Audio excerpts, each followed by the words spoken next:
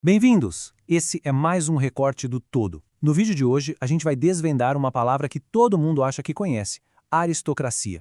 Vamos descobrir o que os gregos realmente queriam dizer com esse termo, algo que vai muito, mas muito além da ideia de privilégio. Olha, quando a gente ouve a palavra aristocrata, o que vem na cabeça? Provavelmente é a imagem de nobres cheios de títulos, vivendo de privilégios e riquezas que foram herdadas, né? Alguém meio distante da realidade da maioria de nós. Essa é a noção que a gente tem hoje em dia.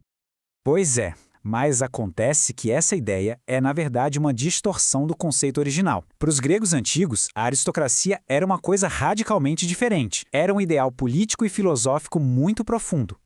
Então vamos mergulhar nisso. Para a gente entender de verdade o conceito original, a gente precisa ir lá na raiz da palavra, na etimologia dela. E é bem aqui que a primeira grande surpresa aparece. A palavra aristocracia vem da junção de duas palavrinhas gregas, aristoi, que significa os melhores, e kratos, que quer dizer poder ou governo. Então, na sua essência mais pura, a aristocracia significa literalmente o governo dos melhores. Veja bem, não dos mais ricos, nem dos mais nobres por sangue, mas sim dos melhores. E aqui está o ponto crucial da história toda. Originalmente, essa ideia de melhor não tinha nada a ver com linhagem ou sangue azul. Tinha a ver com mérito, com virtude e com capacidade. Uma ideia, vamos combinar, revolucionária até para os nossos dias. E essa ideia de um governo dos melhores foi levada ao seu auge por filósofos como Platão. Ele chegou a imaginar como seria uma sociedade inteira governada por esse princípio na sua forma mais pura. Na sua grande obra, A República, Platão descreve um estado ideal. E quem é que deveria governar esse estado? Não os generais, nem os comerciantes mais ricos, mas sim os filósofos, os sábios, aqueles que através de muito estudo e reflexão teriam alcançado um conhecimento superior sobre a verdade e o bem comum. Tá, mas o que fazia alguém ser considerado o melhor? A resposta está numa palavra-chave grega, areté. No começo, areté significava mais a bravura no campo de batalha, o valor de um guerreiro. Só que para os filósofos, esse conceito evoluiu. Ele passou a significar virtude moral e, acima de tudo, sabedoria. A capacidade de buscar o verdadeiro bem, não para si mesmo, mas para toda a comunidade. Claro, essa era a teoria, o ideal filosófico. Mas como é que uma ideia tão elevada se saiu na prática, ali na realidade social e política da Grécia Antiga? Bom, é aí que as coisas começam a se complicar um pouquinho. Aqui a gente vê um contraste gritante. De um lado, o ideal puro, um governo dos mais capazes e virtuosos. Do outro, a realidade prática. O poder acabava nas mãos dos ricos e das famílias nobres. A pergunta é, como essa desconexão aconteceu? Tudo aconteceu por causa de uma suposição, uma espécie de equação social que foi feita na época e que, mudou tudo. Uma lógica que, à primeira vista, parecia fazer sentido, mas que, no fim das contas, acabou corrompendo o ideal original.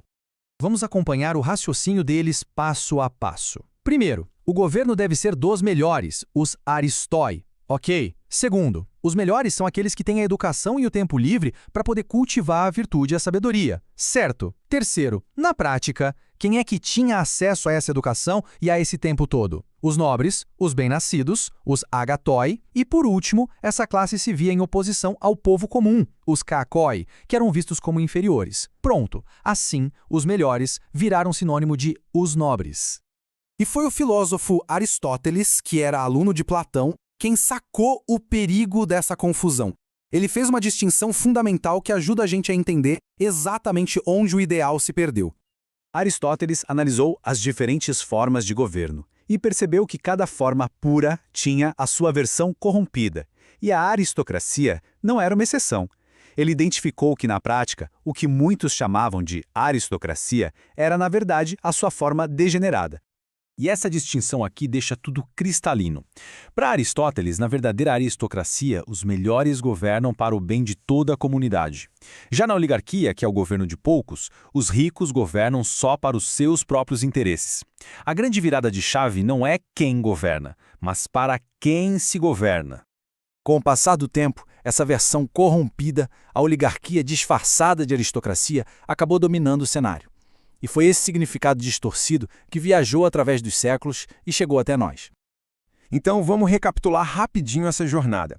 A palavra nasceu como um ideal nobre, o governo dos mais virtuosos para o bem de todos. Na realidade grega, ela se transformou no governo da elite rica e educada.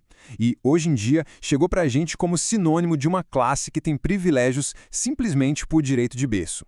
Então, o ponto crucial é este.